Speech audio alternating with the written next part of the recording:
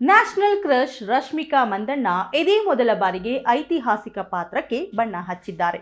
ಹೌದು, national crush ಕನ್ನಡತಿ ರಶ್ಮಿಕಾ ಮಂದಣ್ಣ ಮುಟ್ಟಿದ್ದೆಲ್ಲ ಚಿನ್ನ ಅನ್ನೋ ಹಾಗಿದೆ. ಸಾಲು ಸಾಲು ಹಿಟ್ ಸಿನಿಮಾಗಳಲ್ಲಿ ಅಭಿನಯಿಸ್ತಾ ಇರುವಂತಹ ರಶ್ಮಿಕಾ ಮಂದಣ್ಣ ಮತ್ತೊಂದು ಗುಡ್ ನ್ಯೂಸ್ ಕೊಟ್ಟಿದ್ದಾರೆ. ಹೌದು, ಇತ್ತೀಚೆಗಷ್ಟೇ ಪುಷ್ಪ ಸಿನಿಮಾ ಬಿಡುಗಡೆಯಾಗಿದ್ದು ಭಾರಿ ಸೌಂಡ್ ಮಾಡಿತ್ತು.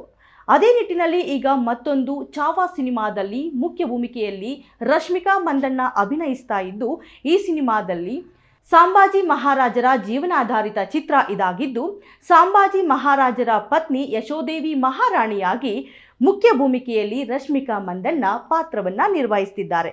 ಪೋಸ್ಟರ್ ಬಿಡುಗಡೆಯಾಗಿದ್ದು, ರಶ್ಮಿಕಾ ಮಂದಣ್ಣರವರ ಅಭಿಮಾನಿಗಳು ಮಹಾರಾಣಿ ಗೆಟಪ್ನಲ್ಲಿ ರಶ್ಮಿಕಾರನ್ನ ನೋಡಿ ಫುಲ್ ಫಿದಾ ಆಗಿದ್ದಾರೆ. ಹಾಗೆ ಫೋಟೋ ಕೂಡ ಭಾರಿ ವೈರಲ್ ಆಗಿದೆ.